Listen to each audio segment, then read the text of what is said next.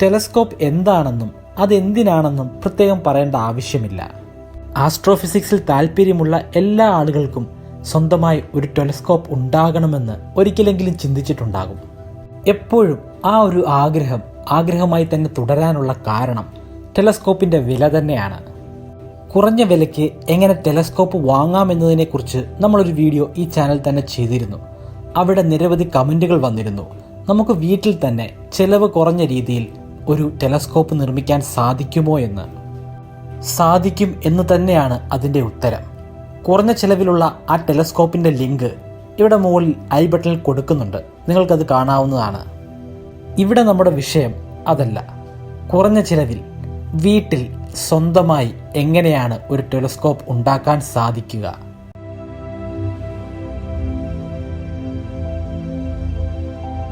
അതിൻ്റെ നിർമ്മാണത്തിന് തൊട്ടു മുമ്പ് എന്താണ് അതിൻ്റെ യഥാർത്ഥ പ്രവർത്തനമെന്ന് വളരെ ചെറിയ വാക്കുകൾ കൊണ്ട് വളരെ എളുപ്പത്തിൽ നമുക്ക് വിശദീകരിക്കാൻ സാധിക്കുന്നതാണ്.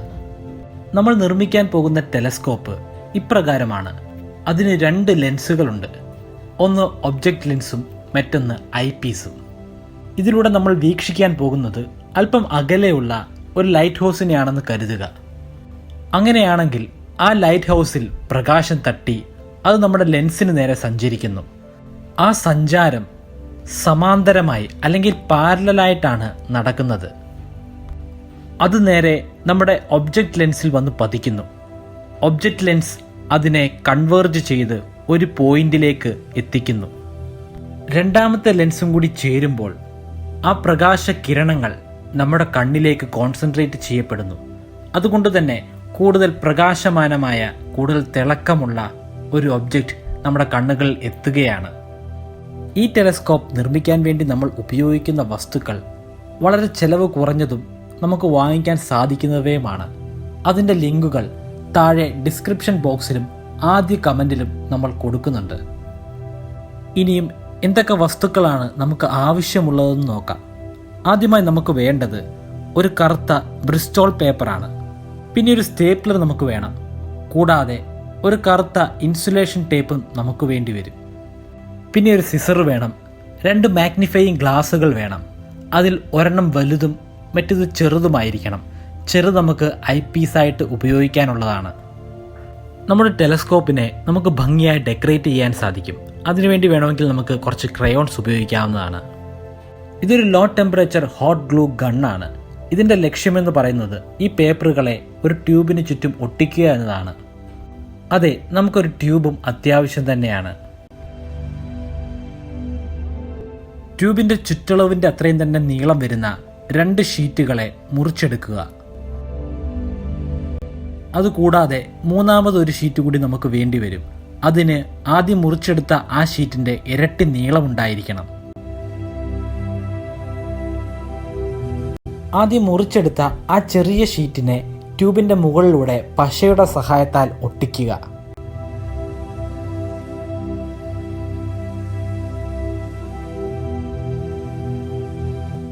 അതിനുശേഷം രണ്ടാമത്തെ ചെറിയ ഷീറ്റ് എടുക്കുക. അത് നമുക്ക് ഈ ട്യൂബിൻ്റെ അകത്ത് ഒട്ടിക്കാനുള്ളതാണ്. ഇത് കൂടി ഒട്ടിച്ചു കഴിയുമ്പോൾ ട്യൂബിൻ്റെ വെളിവശവും അകവശവും കറുത്ത നിറമായിരിക്കും. അകത്ത് ഒട്ടിക്കാൻ വേണ്ടി നമുക്ക് ഈ കാണുന്നത് പോലെ സ്റ്റേപ്ലർ ഉപയോഗിക്കാൻ സാധിക്കുന്നതാണ്. സ്റ്റേപ്ലർ ഒട്ടിച്ച് ഒരു ട്യൂബിൻ്റെ ഷേപ്പ് ആക്കിയതിന് ശേഷം അതിൻ്റെ മുകളിൽ പശ തേക്കുക. പശ തേച്ച് അതിൻ്റെ ഉള്ളിലേക്ക് ചേർത്ത് ഒട്ടിച്ചു കഴിഞ്ഞാൽ പിന്നീട് അത് പരസ്പരം സ്ലൈഡ് ചെയ്ത് മാറില്ല. ഇനി മൂന്നാമത് നമ്മൾ മുറിച്ചെടുത്ത ആ വലിയ ഷീറ്റ് എടുക്കുക. അതിനെയും രണ്ടാമത് ചെയ്തതുപോലെ തന്നെ ഒരു ചെറിയ ട്യൂബാക്കി മാറ്റുക. പക്ഷേ ഇങ്ങനെ മാറ്റിയെടുക്കുന്ന ഈ മൂന്നാമത്തെ ഷീറ്റിനെ അകത്ത് നമുക്ക് ഒട്ടിച്ചു വെക്കാനുള്ളതല്ല. ഇത് നമുക്ക് സ്ലൈഡ് ചെയ്യാൻ വേണ്ടി തന്നെ ഉള്ളതാണ്. ട്യൂബാക്കി മാറ്റിയതിന് ശേഷം അതിനെ പശ കൊണ്ട് ചേർത്തൊട്ടിക്കുക. അതുകൂടാതെ അതിൻ്റെ മുകളിലൂടെ കറുത്ത ഇൻസുലേഷൻ ടേപ്പ് ഉപയോഗിച്ച് ഒട്ടിക്കുക. ഇപ്പോൾ ഈ അകത്ത് വരുന്ന നീളമേറിയ ട്യൂബ് നമുക്ക് സ്ലൈഡ് ചെയ്യാൻ സാധിക്കുന്നതാണ്. ഇങ്ങനെ സ്ലൈഡ് ചെയ്യുന്നതിലൂടെ നമുക്ക് ദൂരെയുള്ള ഒബ്ജക്റ്റിനെ വ്യക്തമായി കാണാൻ സഹായിക്കുന്നതാണ്. അടുത്ത ഘട്ടത്തിലാണ് നമ്മൾ ലെൻസുകൾ ഭംഗിയായി ചേർത്ത് ഒട്ടിക്കാൻ പോകുന്നത്. ലെൻസുകൾ ഒട്ടിക്കാൻ വേണ്ടി ആദ്യം വലിയ ലെൻസ് എടുക്കുക.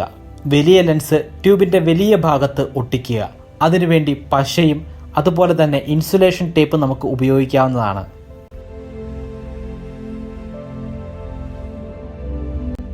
ചെറിയ ട്യൂബിൻ്റെ ഭാഗത്ത്, അതായത് സ്ലൈഡ് ചെയ്യാത്ത ആ ട്യൂബിൻ്റെ ഭാഗത്ത് നമുക്ക് ചെറിയ ലെൻസ് ഇതുപോലെ തന്നെ പശ വെച്ച് ഒട്ടിക്കാവുന്നതാണ്. കൂടാതെ ഇൻസുലേഷൻ ടേപ്പ് ഉപയോഗിച്ച് ഭംഗിയായി അതിനെ കവർ ചെയ്യാനും സാധിക്കും.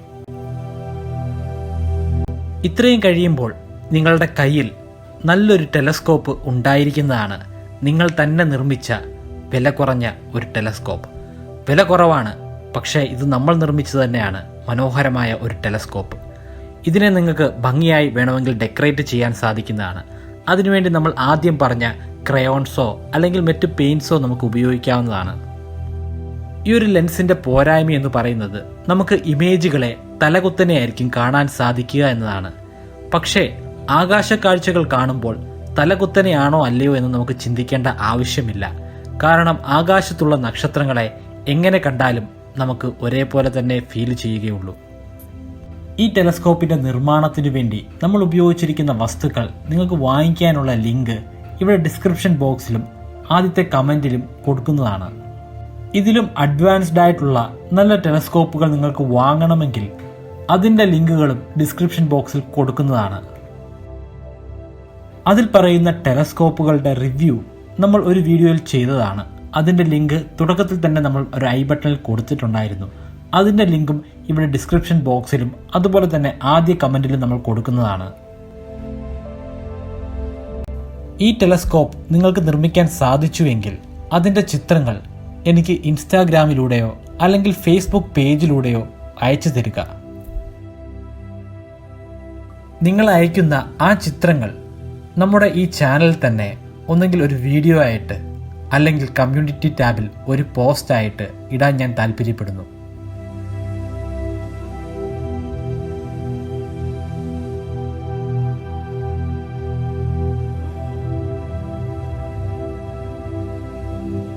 നിങ്ങൾക്കും ബ്രൈറ്റ് കേരളൈറ്റ് എന്ന യൂട്യൂബ് ചാനലിൻ്റെ ഭാഗമാകണോ?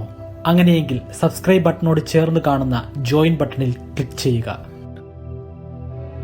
ഈ ചാനൽ തീർച്ചയായും സബ്സ്ക്രൈബ് ചെയ്യുക, ബെൽ ഐക്കൺ പ്രസ് ചെയ്യുക, ലൈക്ക് ചെയ്യുക. നിങ്ങളുടെ ലൈക്ക് ഞങ്ങൾക്ക് ഇനിയുള്ള വീഡിയോകൾ ചെയ്യാനുള്ള പ്രചോദനമായിരിക്കും.